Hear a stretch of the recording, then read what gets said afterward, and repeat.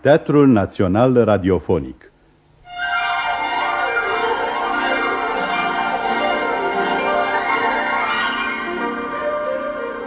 Fonoteca de Aur.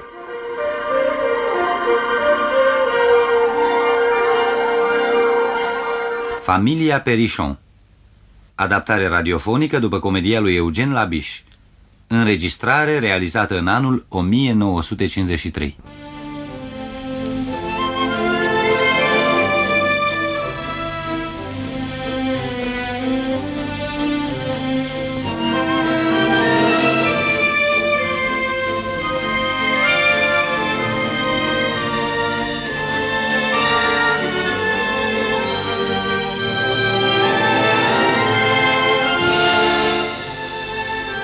Paris, 1883.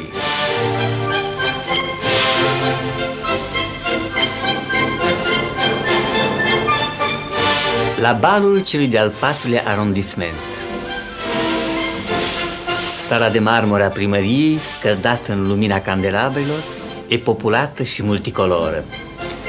În mijlocul parchetului, domnișoara Henriette Perichon valsează, copleșită încă de emoțiile primului bal.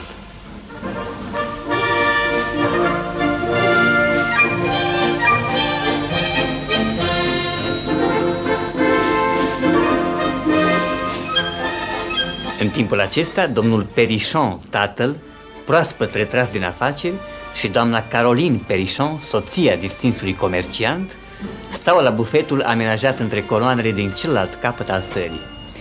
Și, fiindcă domnul Perichon a trecut de mult de vârsta valsului, se ocupă cu consumarea unei serioase felii de șuncă. Băiete, puțin muștar. Imediat. Așa, așa, mai pune. Perichon, nu-i așa? Grozav vine Henriette, rochia de dantelă. Cred și eu, o rochie de 300 de franci. Băiete, o felie de pâine. Imediat. Perichon, ea spune, Henriette, am primit 18 ani. Ar trebui să începem să ne gândim serios la... Da, Carolina, o să ne gândim și la asta. După ce ne-am întors în Elveția. Băiete, o gelatină de pasăre. Imediat. Și, între o felie de șuncă și o gelatină de pasăre, domnul Perichon aruncă o privire protectoare și duioasă către domnișoara Henriette, care e purtată pe aripile valsului de tânărul André de Courcelles, un dandy după ultimul jurnal de modă.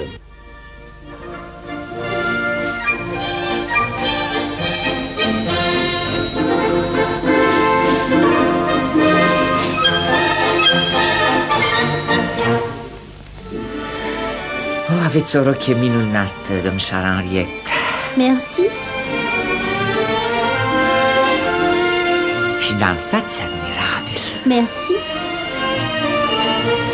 Sunteți fermecătoare, domnișoara Henriette. Oh, merci. O să am plăcerea să vă văd și la balul de marți seară? Oh, merci. Nu, domnule André. Oh, dar de ce? Noi luni dimineața plecăm din Paris cu trenul de Lyon. O, adevărat? Pentru multă vreme? Pentru o lună. Papa ne duce în Elveția. A spus că vrea să-mi completeze educația prin mărețul spectacol al naturii. Într-adevăr, o idee admirabilă. Trebuie să vă bucurați mult, nu este așa? Oh, da, domnule André, papa ne promite călătoria asta de un an, dar a vrut mai întâi să se retragă din afaceri. Ori, cum spunea mama, un comerciant nu se retrage din afaceri așa de ușor ca o fată din pension. Așa că...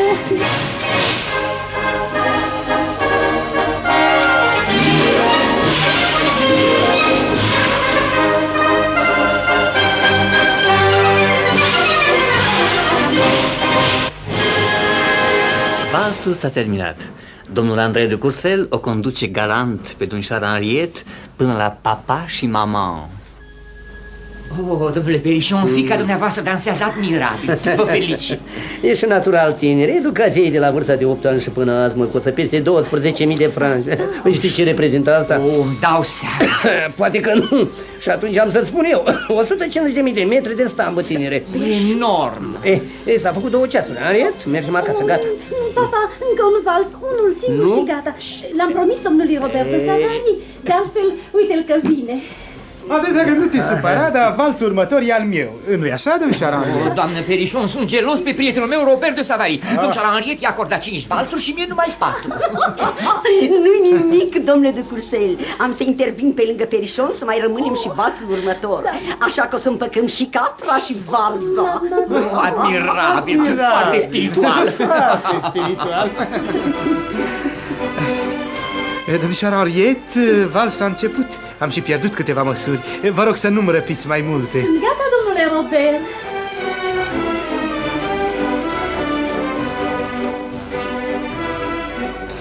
Așadar, luni dimineața plecați în Elveția cu trenul de Lyon, nu-i așa? Da, domnule Robert, papa vrea să-mi completeze educația prin mărețul spectacol al naturii.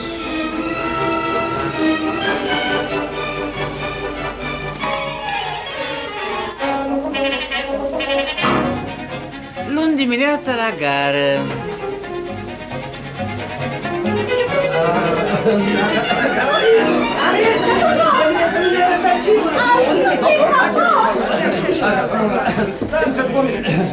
Așa, unele sunt bagajele. Uite-le, ce le ține umbrele? Așa, și pletul meu de noapte și pardesiul meu. La mamă! La mine, la mine, la mine! Și ochelarii? Unde sunt ochelarii? Păi nas, papa! De ce nu-mi spui că nu vedeam nimic? Uf, ce cald. Dacă te zbați așa, ne-ai zăpăcit și pe noi. Ce vrei, Carolin, plecare e partea cea mai grea, așa. Stați pe loc, nu vă mișcați, mă duc să scot biletele, nu? Pardon, dați-mi voie să trec la ghișul. Ce pașierie! Vă rog, cât costă 3 bilete până la Lyon? 172 de franci, 30 de centime, clasa 1. 170 de metri, de clasa 1. Bun, dați-mi, vă rog, de clasa a doua. Nu se dau, încă aveți răbdare. Ce mai vrei, domnule? N-am știut. E prima oară când plec în străinătate. Da. Uite-te unde cai! Mă iertați, locofaceți, locofaceți!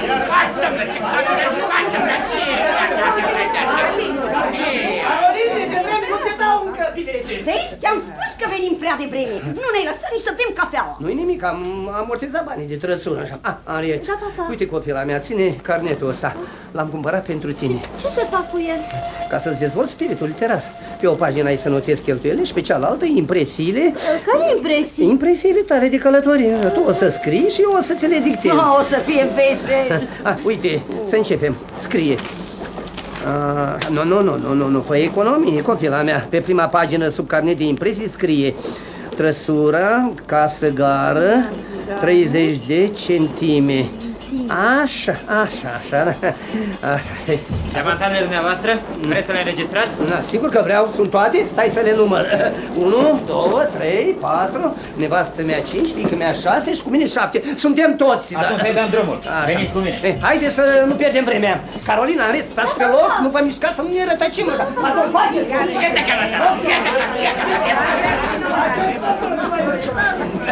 Pardon, loc, aici? Aici. Vă rog, înregistrați bagajele astea pentru Geneva cu schimbarea de tren la Lyon. Aveți bilete de tren? Nu, încă nu le-am scos. Fără bilete nu putem înregistra. Grăbiți-vă. Nu putem înregistra, grăbiți-vă. Imediat.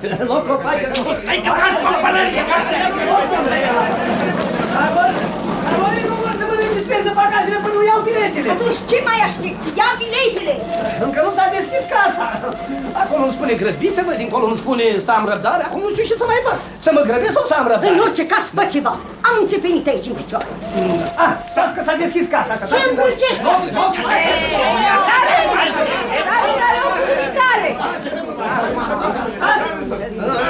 Trebuie să mă registrez bagajele, o să pierdem trenul. Carolin, Henriette, puneți mâna pe bagaje. Bine! Nu spuneți ce bilete vreți? Nu v-am mai spus odată 3 a doua pentru Lyon? 116 franci și 10 centime. Da, poftiți. Așa, Carolin, am luat biletele. Henriette, scrie în carnetul de impresie 116 franci și 10 centime. Nu vă mișcați. Nu vă mișcați, mă duc să înregistrez bagajele. Loc, faceți!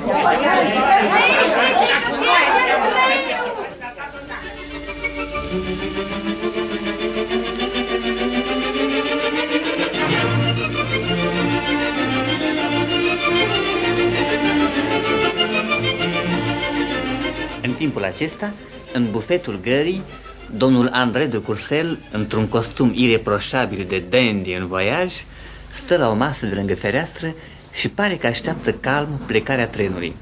Pare numai, fiindcă de la postul lui de observație cuprinde foarte bine cu privirea mișcările grupului Perichon. Deodată, domnul André de Courcelles tresare. O mână i s-a lăsat pe umăr.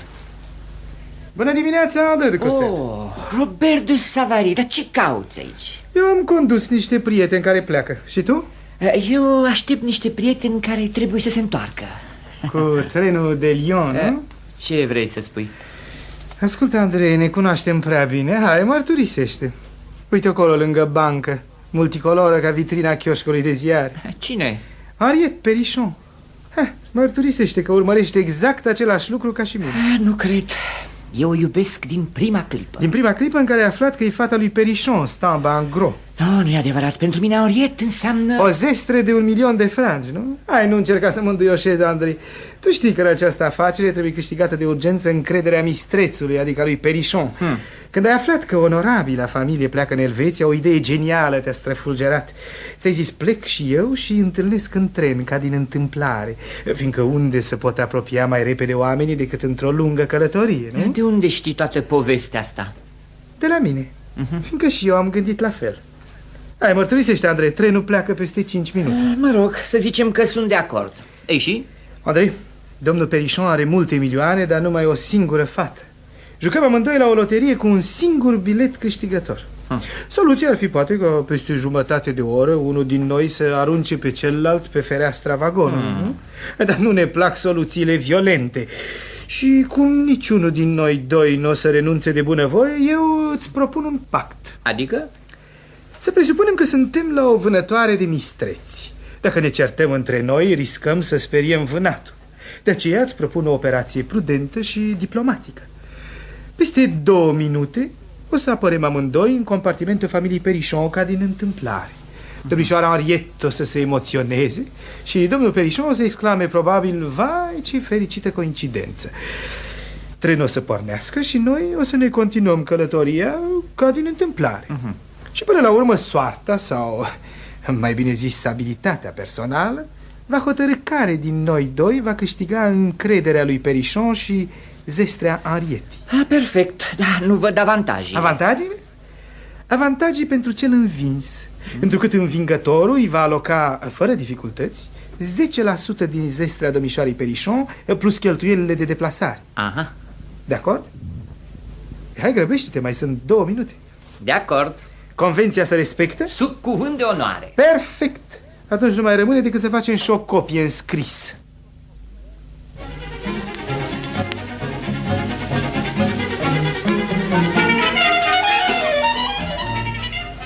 Dar să vedem ce se întâmplă pe peron.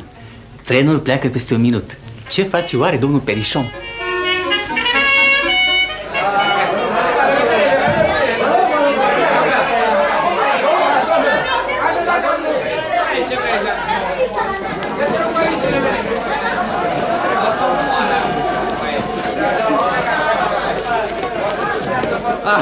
S-a făcut. Am înregistrat bagajele. Henriette scrie în carnetul de impresie. 14 franci înregistrarea bagajelor. V-am spus că luăm prea multe geamantane. Ei, domnul, pe mine m-ai invitat? Cu cine am onoarea? Hamarul! Așa, îmi pare bine, Perichon. Ei, domnul, plata pentru hamar. Lasă-mă, domnule, acum. Ce vrei, să pierd trenul? Henriette, scrie-l în carnetul de impresie cu 30 centimi. Și banii? Ah, da, și banii, da, poftim. Poftiți în vagoane! Hai, Perichon! Aici e un compartiment liber! Îndată, loc! Faceți-o! Uf! Aici e? Henriette, da, papa. umbrelele. Da. Umbrelele de soare, umbrelele de ploaie, ledurile pardesiri, așa. Hai, ochelari! Unde sunt ochelari? Pe nas, papa! Adevărat, mi-am luat obicei zeți pe nas și când îi caută muznav, îi găsesc. Plecăm, papa! În sfârșit plecăm. Henriette, scrie în carnetul de impresii. Stai să căutăm ceva. O frază mai aleasă, o cugetare.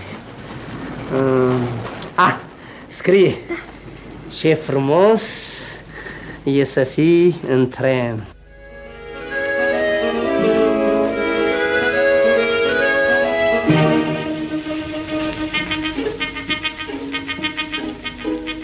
André de Courcelles și Robert de Savary au apărut în compartimentul familiei Perichon, Henriette s-a emoționat conform prevederilor și domnul Perichon a exclamat: Ce fericită coincidență! Călătoria a fost încântătoare. Andrei a oferit pastile de ciocolată, Robert fursecuri. Andrei a coborât în gara la Dijon să cumpere apă de Vichy pentru domnul Perichon. Robert a coborât în gara la Chalon după ziare. Între Chalon și Lyon, Andrei a ținut cu mâna storul stricat de la fereastră, fiindcă soarele bătea în ochii doamnei Perichon. Iar Robert a oferit domnului Perichon o pernă de cauciuc cu care l-a dat gata. La Lyon, familia Perichon s-a despărțit cu regret de acești doi tineri fermecători. Dar, în trenul de Geneva, apoi la Chamonix și la Lausanne, aceeași întâlnire neprevăzută. Și de fiecare dată, domnul Perichon a exclamat: Ce fericită coincidență! Și iată acum pe toți cinci în Elveția, instalați la hanul Carul de Ciocolată. E ora 9:30 dimineața. Robert și Andrei au coborât primii în sala mare a hanului.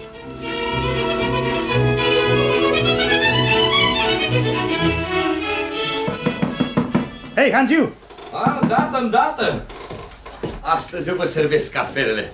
Toanet, nevastă mea s-a dus să aducă corespondența. Poftiți. Ascultă, Hangiu, noi nu mâncăm la prânz la Han și nici familia Perichon. Să ne pregătești o trăsură, dejunăm la Ferney. Da, prea bine, prea bine. Domnii sunt mulțumiți de serviciu. Da, de ce?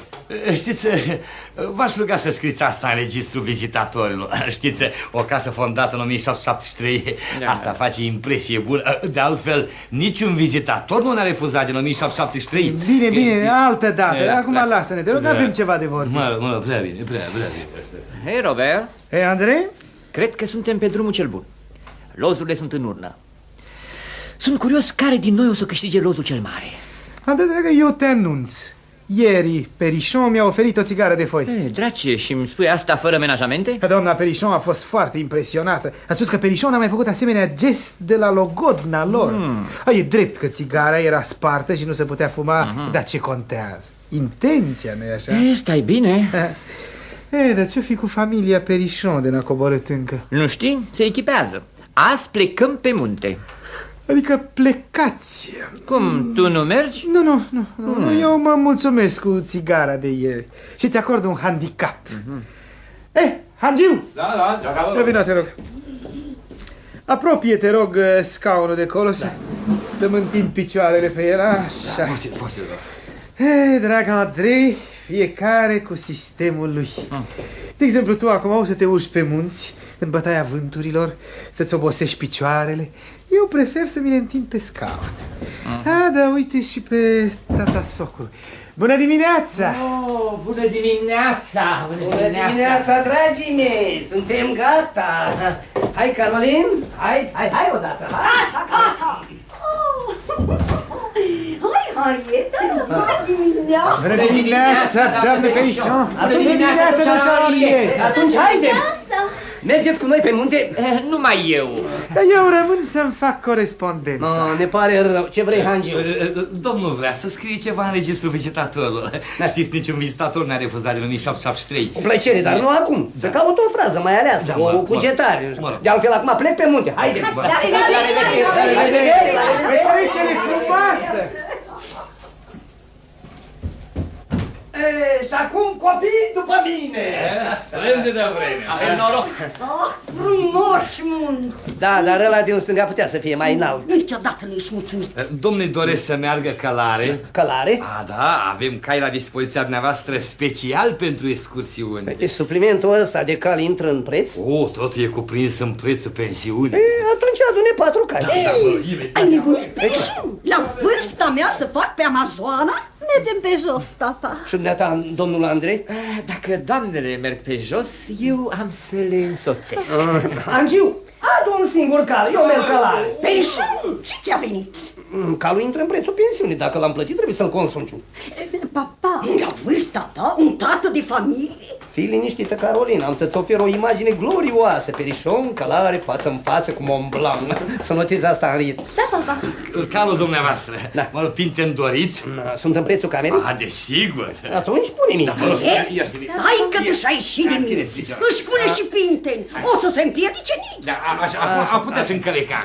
Așa, poftiți, așa. N-aveți un cal mai mic? Ăsta-i prea înalt. Îmi dați voie să vă ajut eu. Așa. Henriette, scrie. Da, papa. Impunător era tata când s-a urcat pe cal. Ține calul! Ajutor! Perișon, dă-te jos! Ajutor! Se rostogolește! Prăpastia! Domnul Andrei l-a ajuns! L-a prins!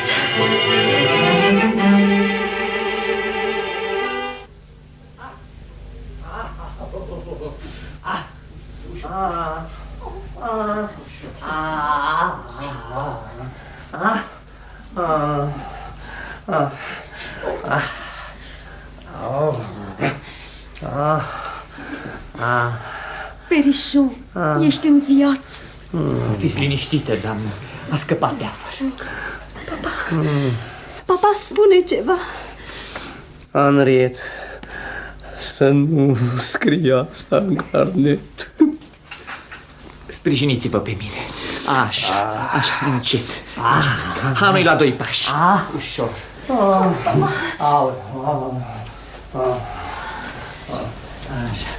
Așa, am ajuns, domnule Perișon. Un scaun, repede un scaun pentru domnul Perișon. Ce s-a întâmplat? Papa a căzut de pe cal. Papa, unde te-ai lovit? Nu știu încă, dar cred că mă doare undeva. Așezați-vă. Repede, apă, oțel, să-l plecăm pe tâmple. Bea, papa, bea, o să-ți facă bine. Mulțumesc. Ce salto mortale. Tu ești de vină. Un tată de familie să faci pe călăreața de la circ, să-ți mai pui și Pinteni. Ce-a face Pintenii? Calul era de vină, habar n-avea de călărie. Domnule Andrei, sunteți salvatorul nostru. Fără dumneavoastră, acum eram văduvă. Liniștiți-vă, pericolul a trecut. Dați-mi voie, domnule Andrei, să vă mulțumesc și eu. Ziua de azi n-am să uit niciodată. Domnișoara Henriette. Felicitările mele, Andrei. Faceți loc, e rândul meu. Andrei, îmi dai voie să-ți spun pe nume? Cu mare plăcere. Andrei, dă mâna dumitale. Eu atât-ți spun. De azi înainte îți fac loc în inima mea pe același raft cu întreaga mea familie. Notează asta, Henriette. Da, papa. Mulțumesc, domnule Andrei. Mulțumesc, domnule Andrei. Hai, Perișon, să te întinzi puțin pe canapea. O să-ți facă bine. Pe curând, domnule Andrei. Pe curând, Andrei, vino să te îmbrățișez. L-am strâns prea tare. No.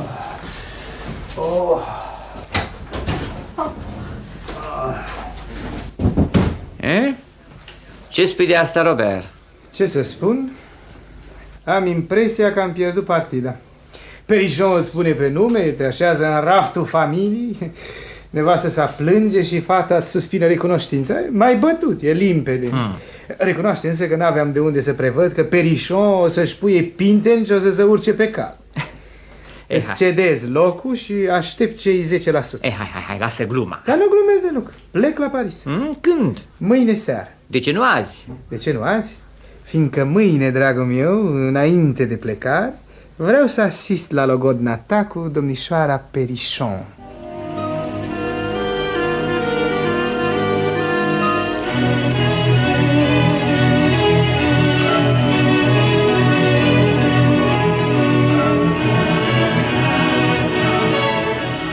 S-au scurs 24 de ore.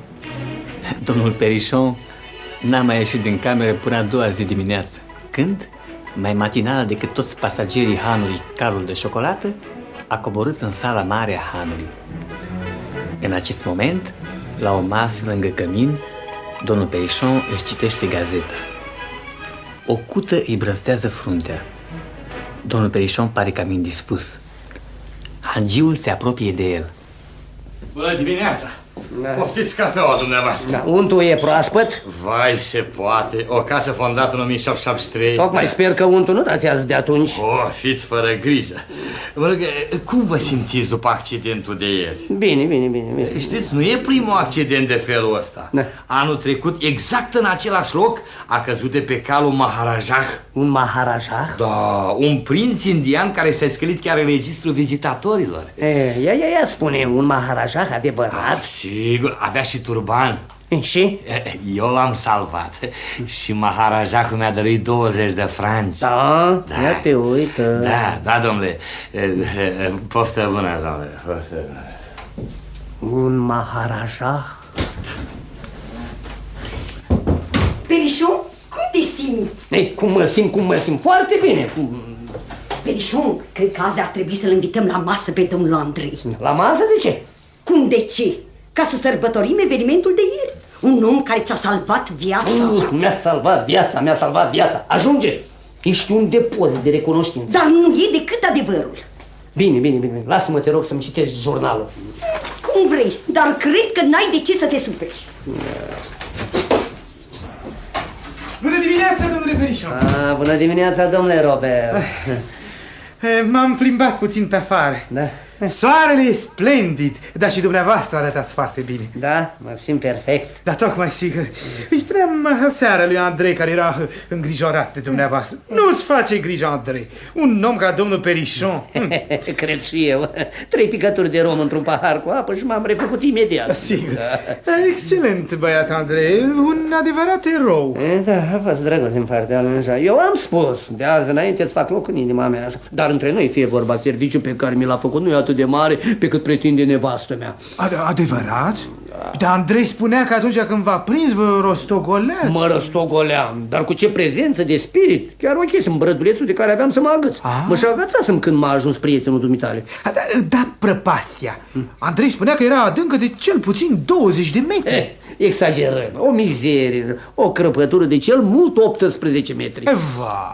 Cum exagerează lumea? De altfel se pare că nu e primul accident de felul ăsta. Anul trecut, un Maharajah indian. Auzi, dumneata? Un Maharajah adevărat, cu turban. A pățit exact ca mine. Adevărat? Da, Angiu i-a sărit în ajutor. Ei bine, Maharajahul i-a dăruit 20 de franci. Foarte bine plătit. Ar fi plătit. Vezi, dar care e cota? 20 de franci. Și nici nu merită mai mult. Nici o centimă mai mult. Domnule Perichon, e o vreme superbă. Da. Ce-ți spune de o excursie? Eram sigur că o să fiți de acord. Tocmai spuneam aseară lui Andrei, mâine dimineață o să-l vezi din nou în vârful munților. Pe cine? Pe dumneavoastră. Pe mine? Sigur. Numai că știu eu, nevastă mea, cred că nu o să fie de acord. Dar nu-i nimica. Doamna și domnișoara Perichon o să rămâne la Han. Plecăm noi doi. Uite-l și pe Andrei. Îl invităm și pe el? Pe domnul de Cursel, știu eu. Dacă o să vrea, nu o să-l refuz. Da, sigur. Bună dimineața, domnule Perichon. Dar cum vă simțiți? Perfect, așa. Dar de ce mă întrebi? Accidentul. Da, să nu mai vorbim de bagatela asta, așa. De altfel, chiar acum plec pe munte. Domnul Robert mă însoțește. Vii și dumneata? Merg și doamnele? Nu, ele rămân. Așa. Poate vrei să rămâi și dumneata, nu te jena. Da, mărturisesc, deși mi-ar face mare plăcere, dar aș vrea să scriu niște scrisori. Da, cu plăcere, așa. Am și eu ceva de scris. Angiule, dă-mi registrul vizitatorilor. Am găsit o cugetare. Poftiți, vă rog, poftiți. Așa. Unde e cerneala? Da, imediat. Așa, da. Scrie, da. Ce mic e omul în fața muntelui. Semnat Perichon, comerciant în retragere. Teribilă cugetare. Da, se pare că sunt foarte tare. Ia seama, Hangiu, cerneala e încă udă. Da. Și acum, haidem! La drum! La revedere! La revedere! Robert, un moment. Dar ce se petrece aici? Nimic prea nou sau prea ciudat. Comedia vanității. La revedere, dragul meu. Hei, Montalbert! Toane, tu ești? Ai adus corespondența? Da. Montanvert. De la Hanu Calu Blând ne trimit 2 pasageri. Au supranumerar. E, ce vrei să le dăm? Nu mai avem nicio cameră liberă. Dar camera numărul 3. Camera comandantului. Iar? Ce vrei să-i fac? Dar să-l dai afară. Refuzăm clienții cu parale și rămâne pe loc domnul comandant Mathieu, care n-a plătit de 6 săptămâni. Să-l iei de gulă. Toanet, o casă fondată în 1773 nu-și ia de gulă clienții. Mai ales când sunt parizieni. Ia auzi, domnul comandant Mathieu. Să nu te duci. Nu, mă duc, domnul comandant o să plătească. O să plătească, să crezi tu. Poftim ce scrisoare a primit comandantul de la Paris. Toanet, iar ai descris scrisorile pe drum. Mai mare rușinea pentru o casă fondată în 1773. Nici nu vreau să văd. Dă-mi un pac. Ieze, să trăiți, domnule comandant. Nu știu ce să mai fac cu creditorii. Toată ziua bat la ușă. Eu v-am ascultat ordinul și am bătut ușile în cuie.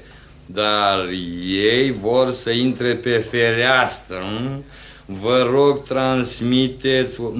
trimiteți ordine în privința ferestrelor. Ordonanța dumneavoastră, Julot. Ai văzut? Am văzut, da. Domnul comandant o să plătească. Păi... Ce mai aștept să-l dai afară? Asta mă întreb și eu. Ești bărbat sau mototor? Bărbat? Știi ce trebuie să faci? Știu. Să lipesc scrisoarea. Și pe urmă? Să-i o dau. Și pe urmă? Pe urmă mă duc să văd dacă Margot a mulți vaci. Stai! 1773. Asta e tot? Te duci la el. Mă duc la el. Și spui. Ce-i spun? Domnule comandant, așa, am să vă vorbesc. Bun. Ori plătiți, așa, ori vă faceți geamantanul. Ori vă faceți geamantanul? Angiu! Să trăiți, domnule comandant. De ce n-am avut apă caldă pentru bărgheriți? S-a uitat, vă rog să iertați, s-a uitat. Ascultă, Angiu. Ascult, domnule comandant. Crezi că mult timp o să-ți mai bagi joc de un ofițer din armata colonială? Domnule comandant. Dacă nu cunoașteți disciplina, am să o introduc eu aici în Elveția. Foarte bine. De mâine, toată lumea se scoală la 5 de dimineață. Toată Elveția, vă rog. Tot anul. Hai, Montan, vorbește. Da. Domnule comandant, am să vă vorbesc. Ce vrei? Vreți să scrieți ceva în registrul vizitatorilor? Lasă fleacurile. Las. Dăm un coniac. Da, imediat. Și nu uita, da, disciplina colonială. Am înțeles, domnule comandant. Am înțeles. Lasă-l, frate, nu vezi că o să plătească. Uite, și-a băgat mâna în buzunar. Nu, și-a scos Batista. Mototol a făcut-o, da. Registrul vizitatorilor. Da. Ia să vedem. Ce mic e omul în fața muntelui. Muntelu, liniuță I. Iată un cetățean care merită o lecție de ortografie. Unde e cerneala? Așa. Poftim coniacul. Aha! Dejunul la 12 precis. Până atunci, să nu mă deranjeze nimeni. Da. Ordine, precizie și disciplină. S-a înțeles? S-a înțeles. Pacoste. Toanet, domnul Perichon și domnul Robert s-au întors de pe munte? Încă nu, domnule. Ajutor, săriți, repede! Repede, apă, oțet, ferul! Ce s-a întâmplat? Un eveniment înspăimântător. Dați-i să bea. Frecați-i tâmplele. Așa, frecați-i tâmplele. Mulțumesc, mă simt mai bine. Spuneți odată ce s-a întâmplat. Dacă nu era domnul Perichon. Dumneata, nu vorbi, stai liniștit. A fost îngrozitor.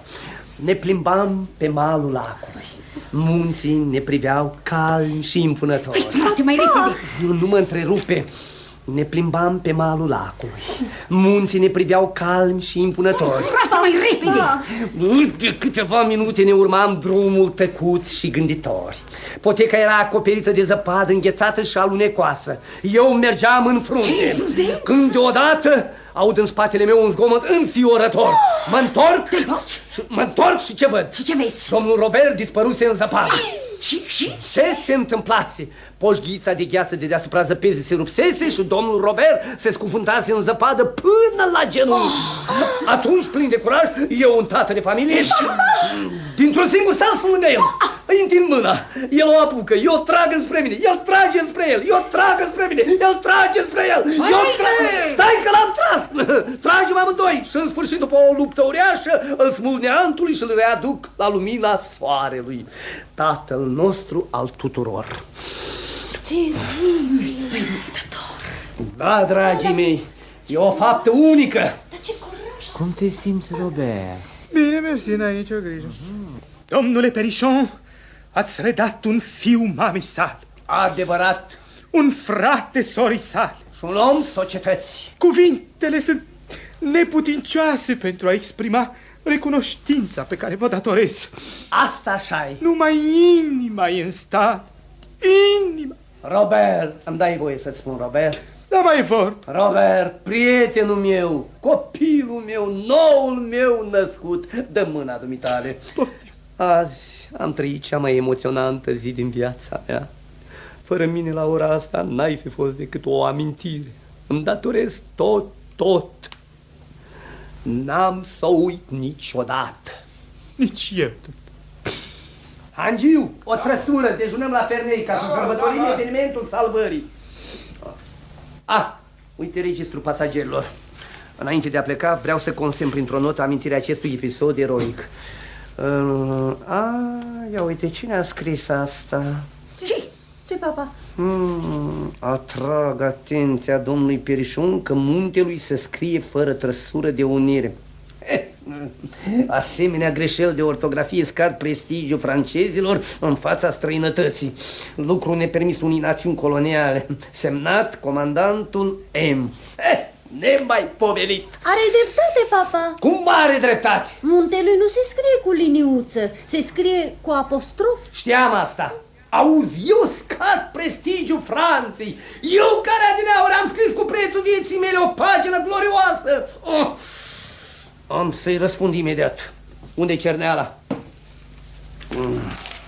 Comandantul M este un cimpanze apostrof U. Semnat Perichon. Așa. Trăsura vă așteaptă. Haidem să nu pierdem vremea. Ajută-mă să-mi pun haina. Afară plouă cu găleata, Ei, asta e bună. Câți încăpem în trăsură? 4 persoane în interior și una pe capră lângă vizitiu. Păi tocmai bine. Eu, Carolin și Are 3. Robert o să stea cu noi. Și domnul Andrei? Ce vrei? Nu sunt decât 4 locuri în trăsură. Domnul Andrei o să stea pe capră. Pe ploaia asta? Care ți-a salvat viața? Mi-a salvat viața. Mă rog, ca să fim chit, o să împrumut umbrela de ploaie. Haidem la drum, Robert! Robert, da. Sprijine-te de mine!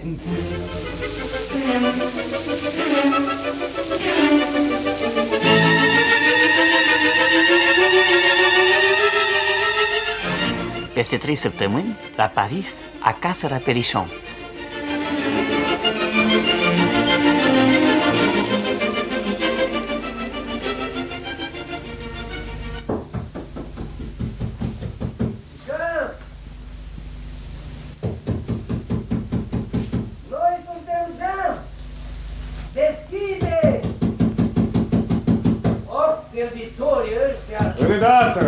Îndată! Ați și venit? Cum? Nimic, doamnă. Am spus, bine ați venit. Bună ziua, Jean. Totul e în ordine acasă? Cea mai perfectă ordine, domnule. Jean? Ajută birjaului să dea jos bagajele. Ce bine e acasă după atâtea peripeții. Ei, Jean, îți pare bine că ți s-au întors stăpânii acasă? Sigur că da. Bucătăreasa și cu mine v-am simțit mult lipsa. Serios? V-a fost dor de noi? Da. Mai ales că ați neglijat să ne lăsați bani de masă.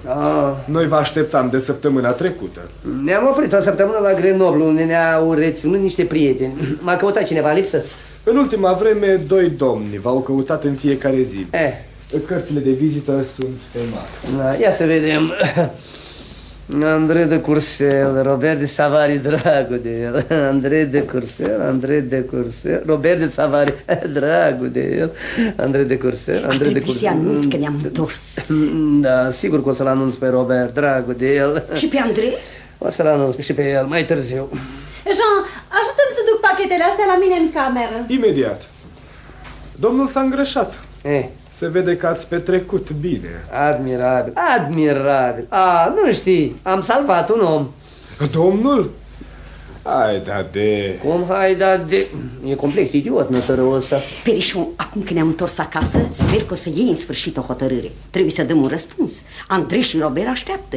2 gineri într-o casă e prea mult. Eu m-am hotărât, îl prefer pe Robert. De ce? Nu știu, îl găsesc mai... În sfârșit îmi place mai mult. Dar celălalt ți-a salvat viața. Mi-a salvat viața, mereu același cântec. Dar ce-ai cu el?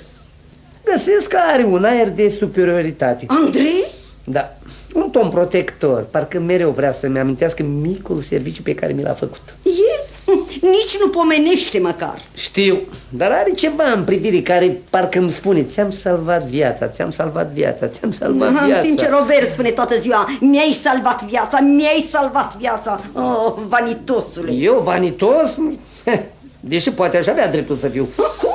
Da, doamnă, un tată de familie care și-a riscat viața are de ce să fie mândru de el însuși. Totuși eu mă mulțumesc cu o atitudine plină de modestie, semn distinctiv al adevăratului curaj. Dar la urmă urmei ar avea și Henriette de spus ceva în această chestiune. Să aleagă ea.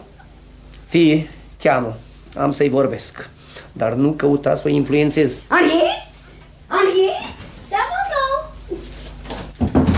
Henriette, tatăl tău și cu mine vrem să-ți vorbim. Stai jos. Da, mamă. Henriette, în viața ta se pregătește un moment solemn. 2 tineri ți-au cerut mâna. Amândoi ne plac deopotrivă. Dar noi nu vrem să te influențăm. Te lăsăm să alegi în deplină libertate. Unul e domnul Andrei de Courcelles. Noi influența. Și celălalt e domnul Robert de Savary. Un tânăr fermecător, distins, spiritual și care mărturisesc că se bucură de toată simpatia mea. Dar tu o influențezi. Dar nici de cum, constat un fapt. Henriette, după cum vezi, ești liberă să alegi. Adevărat? Ei bine, atunci eu aș alege pe domnul Andrei. Ai văzut? Andrei, de ce nu Robert? În primul rând, domnul Andrei ți-a salvat viața. Iar? La urma urmei e plicticos, pe cuvântul meu. Nu, draga mea, în calitate de tată de familie, nu pot să accept așa cu una cu două. Să mă mai gândesc, să cercetez. Perișon? Dacă nici asta nu era credință, atunci eu sunt papa de la Roma. Carolin. Domnul Andrei de Courcelles. Doamne, domnule. Îmi pare bine că te văd. Jean, domnul Andrei de Courcelles i-a salvat viața lui papa. Hai, nu se mai termină niciodată. Viața domnului a fost în primești? Da, de unde? O nimica toată. Nici nu merită să mai vorbim. Uite cum mă protejează. Politicos. Domnișoara Henriette, sunt fericit că vă văd. Și noi, domnule Andrei, toți 3, începând cu Perișon. Domnul Robert de Savary. În sfârșit, dragul de el. Robert, fii binevenit. Respectele mele. Bună ziua, Andrei. Jean, uite-te bine la domnul Robert de Savary. Dacă nu eram eu astăzi, n-ai fi avut cui să deschizi ușa. De ce, domnule? De ce? Pur și simplu fiindcă i-am salvat viața. Eram amândoi pe malul lacului, în munți. Stâncile ne priveau calme și impunătoare. Deodată... Uite, scrie de papa în jurnal. Da, în jurnal despre mine? Ia să văd.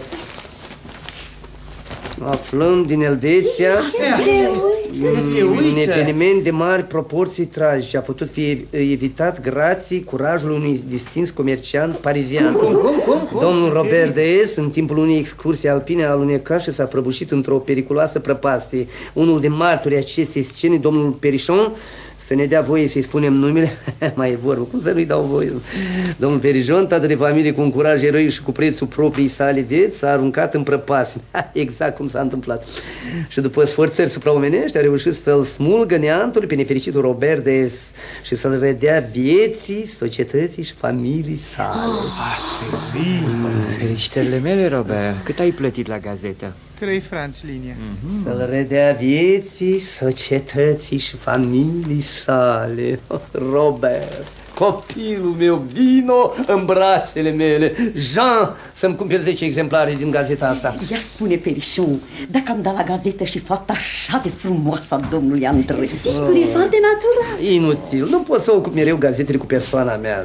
Domnule, o citați. Domncoa, probabil că sunt citat ca martor în cine știe ce prostii. N-avea grijă, Carolin, nu datorez niciun ban nimănui. Dimpotrivă. Având în vedere procesul verbal dresat la vama franco-elvețiană de către sergentul Vameș Duran. Hai! Ce însemnează asta? M-a dat un judecată. Cine? Vameșul. Ia, dați-mi, vă rog, hârtia. Pentru insulte aduse unui funcționar în timpul serviciului și încercarea de a trece fraudulos granița cu 60 de ceasornice de buzunar plus o pendulă cu cuc. Dar de ce nu le-ați declarat la vamă? 60 de ceasornice? Eu nu le-am cumpărat ca ceasornice, le-am cumpărat ca amintiri. Și ca orice amintire le-am uitat în fundul geamantanului. Și aș fi trecut foarte bine cu ele dacă mizerabila de pendulă cu cuc n-ar fi început la vămuire să cânte cuc, cuc, cuc, cuc, cuc, cuc. Fiecare pasăre pe limba ei, Piere. Și atunci? Și atunci, Vameș obraznic mi-a confiscat marfa. Vreau să spun amintirile. Eu l-am făcut excroc, bandit și hoț de ceasornice. Și gata. E grav? E foarte grav. De la 6 luni la 2 ani închisoare. Nu se poate! Eu care după 50 de ani de conduită ireproșabil în care timp n-am dat decât un singur faliment. Și ăsta ca să-mi iau o fermă, unde? Tot în Franța, fiindcă sunt patriot. Eu care am înscris o pagină de curaj, de glorie și abnegație de care freamătă azi toată presa, fiindcă mărturisesc, eu ca și Carol al X-lea nu eram pentru libertatea presii, dar de azi înainte îmi scot pălăria în fața ei. Eu să fiu târât în fața tribunalelor ca un pungaj de rând, să fiu pus la stâlpul infamiei. Oh, dragii mei, viitorul meu să năruie în pușcărie. Perișon, liniștește-te! Un moment. Cred că am găsit eu soluția. Cum Dumneata, Andrei, prietenul meu, salvatorul meu. Ascultați-mă. Unchiul meu e funcționar superior în administrația vămilor. Mă duc la el, am să-i vorbesc, am să fiu elocvent, am să caut argumentele cele mai mișcătoare și sunt convins că am să-i înmoi inima cu 10.000 de franci. 10.000 de franci? Ce inimă de piatră. Gândiți-vă, sunt 60 de ceasornici. Pendula aia cu cuc. În sfârșit, dă de la dumneata, te rog, cei 5.000 de franci și necesari. 10. Da, ce importanță are? 10, 20 sau 30.000 de franci când e vorba să salvezi onoarea și cinstea domnului Perișon. Robert, adică nu, Andrei, lasă-mă să te îmbrățișez. Îți mulțumesc și îți spun, de azi înainte, îți fac loc în inima mea pe același raft cu întreaga familie. La revedere. Du-te și întoarce-te, biruitor. La revedere, Robert. Și condoleanțele mele. Vă conduce pe aici, domnule Andrei. În sfârșit, nu a fost decât un vis urât. Dar trebuie să recunoști, Robert, că dacă n-ar fi fost Andrei, la dreptul vorbind îmi pare foarte rău de dumneata. Stai jos. Am să-ți fac o comunicare foarte neplăcută. Înțeleg. Mi-ai făcut cinstea să-mi ceri mâna fetei mele. Îmi pare rău că nu am două fete, fiindcă pe Henriette, vezi bine că trebuie să eu livrez lui Andrei. N-am încotro. Mi-a făcut atâtea servicii. E foarte natural. Fiindcă orice s-ar spune băiatul ăsta, mi-a salvat viața în Elveția. Da, bine, dar brădulețul de care v-ați agățat în prăpastie? Da, m-am agățat puțin de el, dar era așa de mic, nu se putea rupe. Și pe urmă încă nici nu apucasem bine. Și peste toate astea, în momentul de față, Andrei se zbate să mă salveze din pușcărie. Îi datorez onoarea. Domnule Perișon, aceste sentimente vă fac cinste. Nu e așa? Deci nu e supărat pe mine. Pot să fiu supărat pe un om care și-a riscat viața pentru mine, căruia îi datorez totul. Robert, ai dreptate. E de necrezut cum îl iubesc eu pe băiatul ăsta. Așa că, înainte de a pleca pentru totdeauna... Cum? Înainte de a vă părăsi... Cum să mă părăsești, dumneata, și pentru ce? Bine, dar nu pot să mai continui aceste vizite compromițătoare pentru fata dumneavoastră și sfâșietoare pentru mine. Vai de mine, singurul om căruia am salvat viața. Dar imaginea dumneavoastră nu o să mă părăsească niciodată. Am luat o hotărâre să imortalizez pe pânză eroica scenă din Elveția. Un tablou? Da. M-am și adresat unui mare pictor care lucrează pentru posteritate. Pentru posteritate? Oh, Robert, E de necrezut cum îl iubesc eu pe băiatul ăsta. Dar pentru o bună reușită a tabloului trebuie să acordați 5 sau 6 ședințe de poză. Mai e vorbă, dragul meu, și 10 și 20. E de necrezut cum îl iubesc eu pe băiatul ăsta. Sigur, Robert, o să pozăm împreună. Nu, eu nu. De ce? Ar fi un sacrilege. Pe pânză n-or să se vadă decât munții. Asta e bună. Și eu? Munții și dumneavoastră. Așa, da. Eu și munții, calmi și impunători. Și dumneata, Robert, dumneata nu o să fii? Da, eu o să fiu un prăpastie, un fund. N-or să mi se vadă decât mâinile crispate și cerând ajutor. Ce tablou înălțător. Ăsta trebuie pus la expoziție. Fără discuție. Și în dreptul tabloului o să punem o notiță. Nu, fără reclamă deșanțată. O să lipim pur și simplu articolul din gazeta de azi. Aflăm din Elveția. Da, articolul e cam rece. Nu-i nimic, o să-l încălzim. Oh, Robert, e de necrezut cum îl iubesc eu pe băiatul ăsta. Adio, domnule Perișon. Nu o să ne mai vedem niciodată. Nu se poate, la urma urmii n-am hotărât încă nimic în privința căsătoriei. Dar... Rămâiți, ordon! Domnul comandant Mathieu! Da, cine o fi ăsta? Mă iertați, deranjez? Deloc. Cu domnul Perișon am onoarea. Chiar el. Dumneata ai fost recent în Elveția? Da. Ai locuit la hanul Calul de Ciocolată? Întocmai. Atunci dumneata ai scris în registrul vizitatorilor: comandantul e un cimpanzeu. Sunteți... Chiar el, cimpanzeul. Comandantul Mathieu din al 2-lea regiment colonial. Drace... Eu sunt un om liniștit.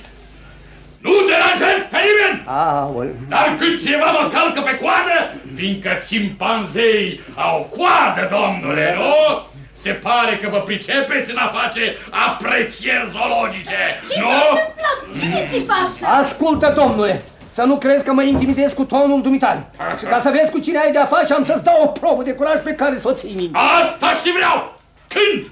La expoziții, când o să fie gata tablou. Eu și munții, calmi și impunători. N-am timp să aștept până atunci.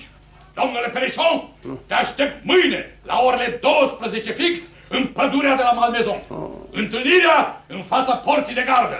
De săbii am eu grijă. De data asta pot să-mi fac testament. Cum spadasi? Perișon care nu știe să țină bine în mână nici furculița, nici cuțitul, să se bată cu sabia? Nu, asta nu se poate. Asta nu mai trebuia. Papa, gândește-te. Poate există o soluție. Bine, Henriette, trebuie să împiedicăm acest asasinat. Să-l anunțăm pe domnul Andrei, el o să aranjeze și pe asta. Da, mamă, uitate. Robert, dragul meu, nevastă mea are dreptate. Femeie, dar are dreptate. Trebuie să împiedicăm asta. Pentru nimic în lume. Dumneata, Perișon, al cărui curaj va fi imortalizat pe pânză, un model de eroism pentru viitoarele generații de angrosiști. Altădată, sunt de acord, dar mâine mă spintică cimpanzeul. Dar cu orice risc nu trebuie să dăm înapoi. În curând vor fi alegerile. Domnul Perișon își va pune poate candidatura. Drumul către Parlament e deschis. De cine altul, dacă nu domnul Perișon, cu trecutul lui comercial ireproșabil? Un singur faliment. Și cu prezentul lui de eroism și abnegație, e mai indicat să facă parte din viitorul cabinet. Asta așa e. Dar nu fugi din fața pericolului, dimpotrivă. Mâine vom chema și presa. Tot Parisul trebuie să fie informat de acest eveniment cavaleresc care va adăuga o nouă cunună pe fruntea glorioasă a lui Perișon. Numai că noi, chiar acum, scriem o scrisoare anonimă către prefectul poliției, prin care îl vom informa de duelul de mâine. Prefectul, conform legii, va trimite o patrulă care va împiedica duelul și afacerea se va încheia comod, discret, dar nu va știrbi nimic din gloria onorabilului Perișon. Robert, ești un înger. Hai, repede, scrie.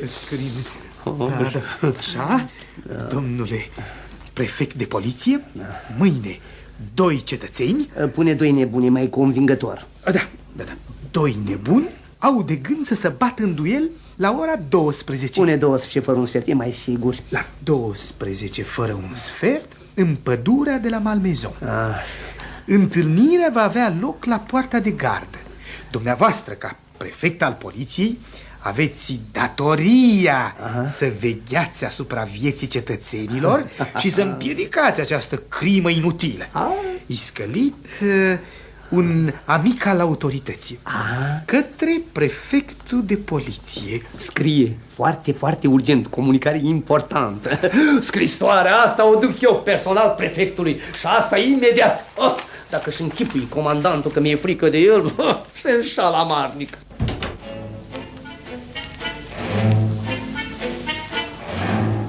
A doua zi la ora 11, o oră înainte de duel, acasă la Perișon.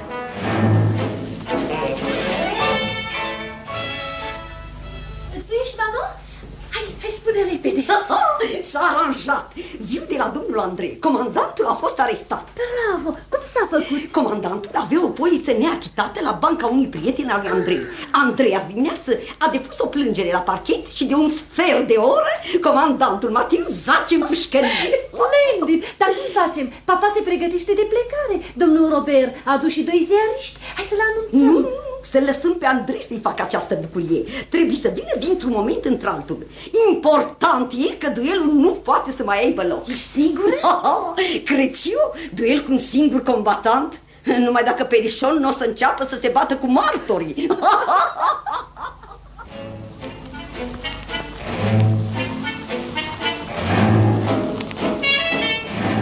În timpul acesta, în salon, domnul Perișon, asistat de Robert și 2 gazetari, Durand și Dubois de la un mare cotidian, se pregătesc eroic de plecare.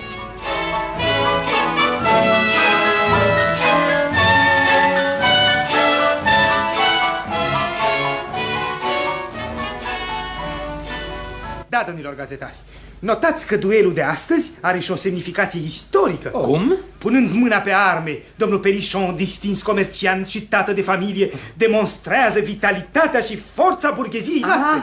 Nu, domnule Durand? Această remarcă merită un articol de fond. Dar câtă vreme oameni ca domnul Perișon vor exista, e sigur că burghezia franceză nu va pieri. Nu, domnule Dubois? Absolut sigur. Orice gest care subliniază supremația puterii civile e binevenit. Și veți vedea cu cât curaj și abnegație domnul Perișon va pleca să apere cu spada în mână onoarea angrosiștilor din lumea întreagă. Sublim.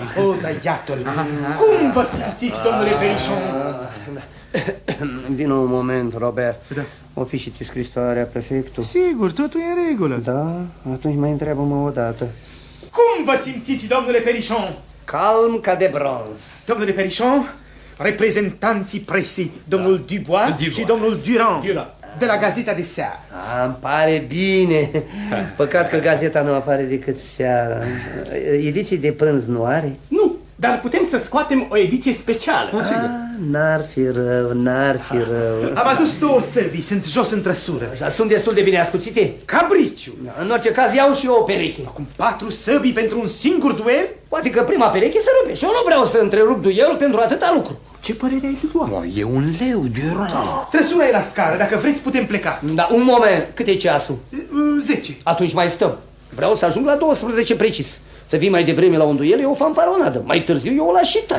Noi mergem după ceasul prefecturii, singurul în care am încredere. În orice caz ar trebui să vă luați rămas bun de la soția și fiica dumneavoastră. Nu! Vreau să evit această penibilă scenă. Femeile ori să plângă, ori să țipe, ori să se agațe de renigota mea și să mă oprească. Nu vreau lacrimi. Oh, pardon, papa, erai ocupat? Da, fata mea, plec să-mi spăl onoarea. Nu te emoționa? Trebuie. La revedere, papa. Și fata e un caracter Durand. De oțel Dubois. Perișon, poți să tai niște trandafiri din grădină? Taie, Carolin, taie. În asemenea momente nu poți să-ți refuzi nimic. În curând voi pleca, draga mea, Carolin. Uitați-mi, te duci acolo? Da, mă duc acolo. Hai și vezi să nu întârzi la masă. Dar într-adevăr e timpul să mergem. Sigur, nu mai pierde vremea. N-aș vrea să mi se strice sufleul. Papa, și când te întorci de la duel, nu uita să-mi iei niște caramele de ciocolată. Acum, solidă familie Dubois. O familie de bronz, dragă Durand. Atunci să mergem. Carolin, Andrei, adio. Stați, domnule Perișon. Duelul nu o să mai aibă loc.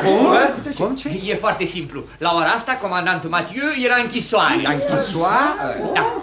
Comandantul avea nenumărate polițe fără acoperire. La rugămintea mea, un prieten bancher a făcut o plângere și la ora asta comandantul zace la Clichy. Cum? Domnule Andrei, vă suntem recunoscători. Știam că nu o să ne lași. Sunteți salvatorul nostru. Dubois se topește bronz. Duran, nu mai înțeleg nimic. Perișon, mulțumește domnului Andrei. Pentru ce? Am scris tuturor prietenilor mei că azi mă bat în duel.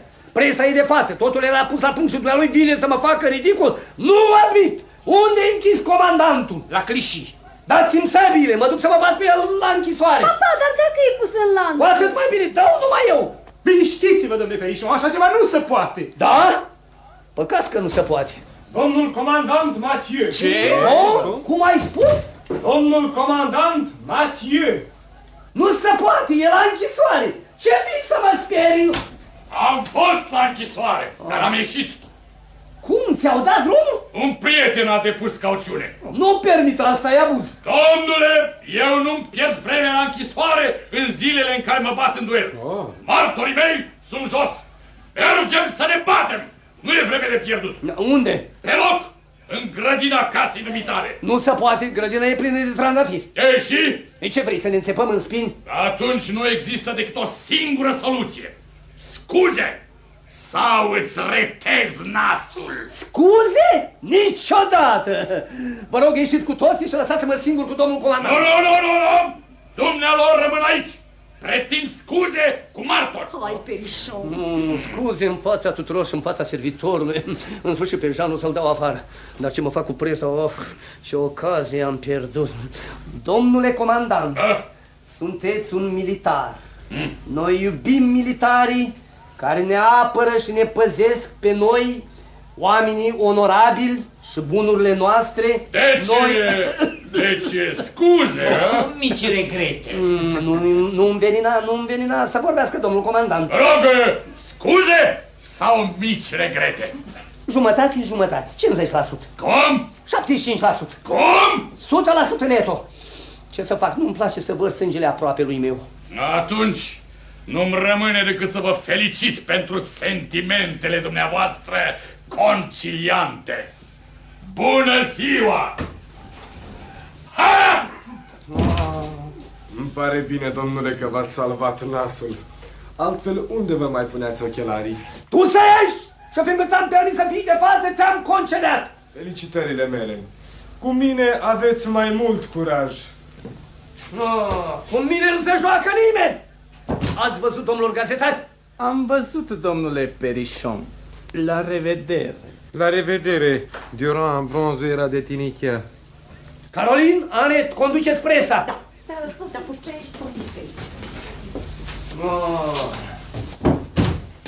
Și acum între noi, domnule Andrei. Eu o să mă retrag. Nu, rămâi, Robert. Te ascult, domnule Andrei.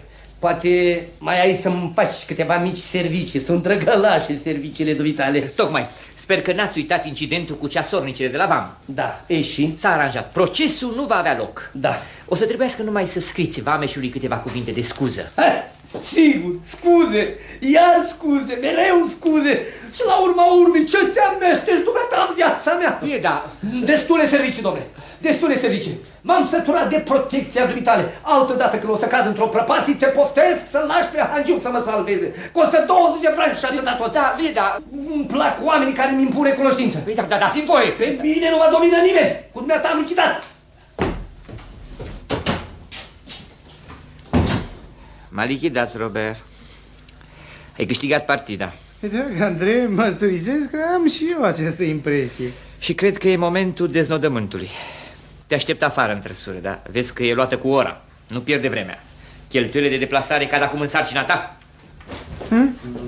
A plecat? Da. Robert, îmi pare bine că suntem singuri. Am să-ți dau o veste mare. Da. Te-am logodit cu Henriet. Eu ți-am salvat viața din ghearele naturii. E de datoria mea să-ți dau și un cămin. Domnule Perișon, dar... Nu exprima nimic, e foarte natural. Peste o jumătate de oră facem contractul de căsătorie. Bine, aș vrea să vă spun... Știu, nu spune nimic. Ghicesc în ochii dumitale. Care cunoștință că ți-am salvat viața, vrei să-mi spui că renunți la zest. Acum? Primesc, dragul meu. Te dați-mi voie! De altfel bănuiam asta și de aceea Zestrea Henriette am dedicat-o înființării unei case de import de ceasornice elvețiene. Să mai poftească vamii și să-mi cofiște marfa la frontieră când o să-l am pe ministrul comerțului în Consiliul de Administrație. Așa, dragul meu, te felicit, ești un suflet mare. În loc de bani ai ales cea mai frumoasă zestre, dragostea lui Perichon. Un moment. Andrei! Da? Dă drumul trăsurii. Mergem pe jos. Și comisionul meu? Ai, în regulă. Ai 10% din dragostea lui Perichon.